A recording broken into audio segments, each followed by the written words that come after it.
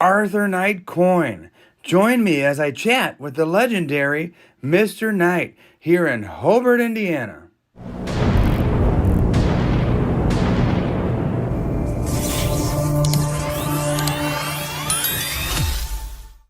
Take a look around this coin shop of dreams. Decades of numismatics, hordes of bullion coins and bars, rare paper currency, and most importantly, a man willing to share stories of decades in the coin industry.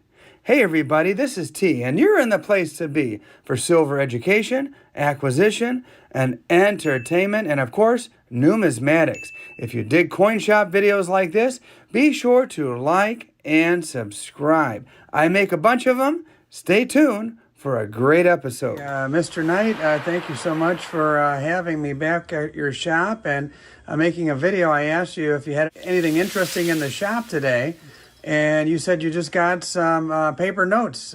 Yes, sir.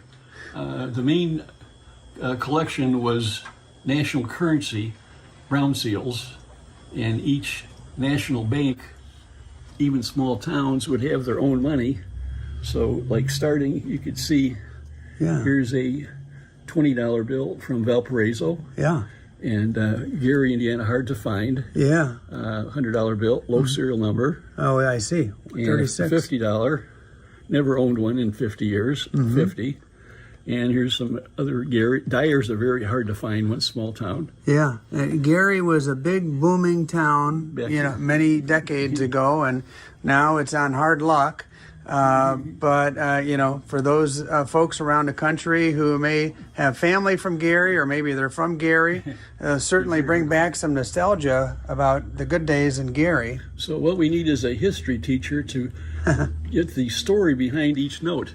Yeah. 500s they don't make anymore. Yeah. And I have quite a number of 500s. And this one is graded. It's what's in this fancy holder. I see that. And I have some not graded ones. And they're different prices depending on the condition.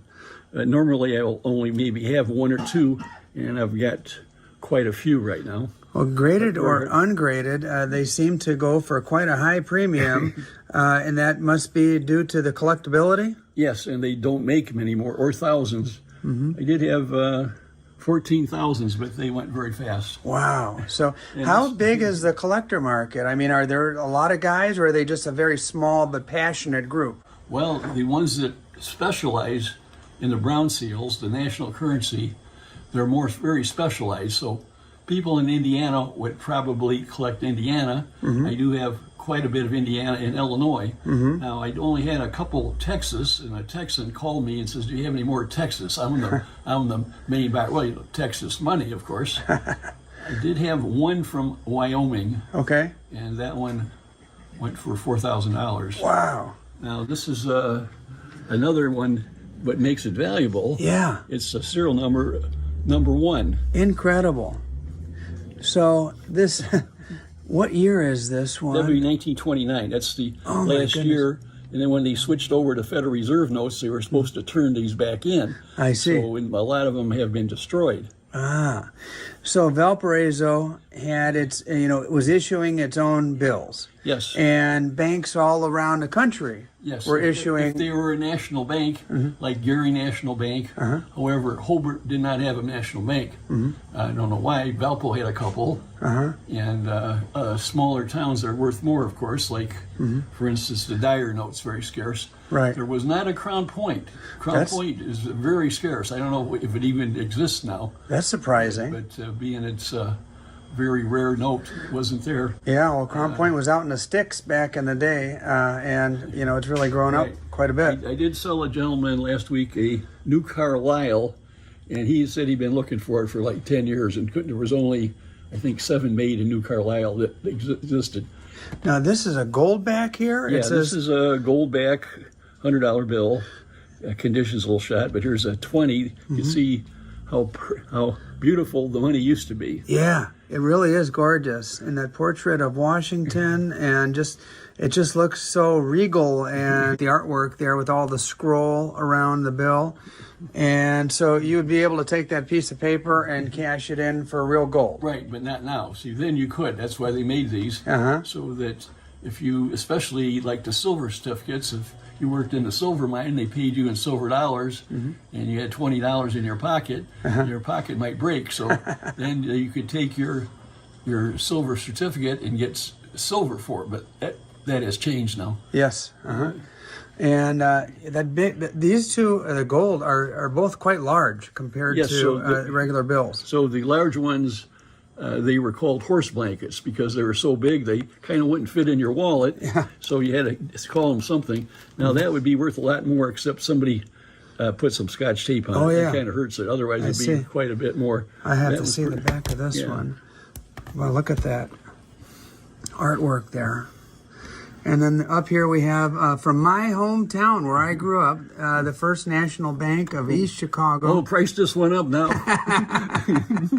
I'll tell you what, it might not matter because these are a lot of my price range anyway, but it's a cool piece of history. I remember going to the First National Bank of East Chicago when I was a kid with my dad, and had marble floors and lines of tellers. Right on Indianapolis Boulevard there? Yeah, and beautiful. Chicago Avenue.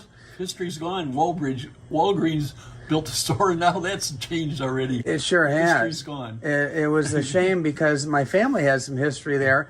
My grandmother was in the proximity when John Dillinger robbed that bank. That would make this bill very famous. Yeah. Because it was a bill that maybe John Dillinger had at one time. My goodness. And there's a Crown Point connection, but my grandmother was at the dime store as a little girl. I created a video about her telling the story, and it's if anybody wants to watch it, I'll put the link in the video.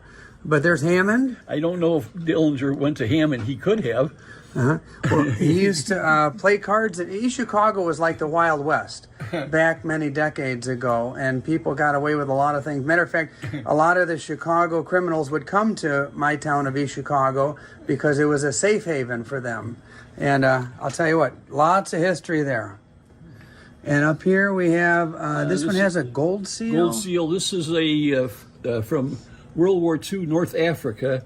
They made these special in case they lost some money, they could void those, being they had that certain seal on them. Okay. And this is what's called the United States note. And there again is almost perfect condition. And this is a United States note 100. Okay. And a red seal. The red seal, and that looks pristine. It looks like just came off the printing press just yesterday. The 64 PPQ. What does the PPQ stand for? Premium paper quality. Premium paper quality. Thank you very much. A little assist from one of your colleagues here. And well, I'll tell you what, Mr. Knight, it's always a pleasure to come visit you. If any of my viewers are interested in these bills, and this is just a sampling of what you have, just for educational purposes, but you've got a lot more than this. I appreciate you taking the time to show me and to educate my viewers and I about the history of these bills. So thank you very much, sir. Okay, thank you. Hey, let me show you what I purchased at the coin shop today. But before I do, a special thank you to my channel members. Thank you guys for supporting my efforts to bring you videos just like this one. And because the guy's big time, but having seen Nudemaker, he's got heavy duty stuff. He does. So talking to a guy from Plymouth during the rush in 1980, he said he had people lined up, but when the silver was at the $50 an ounce, you could still find change. Yeah. And he says that Nudemaker ran out of checks, and he called the bank, and he says, "Well, get a check and make a copy of it. You can still use the checks." He says that in one day, Nudemaker bought $8 million worth of stuff.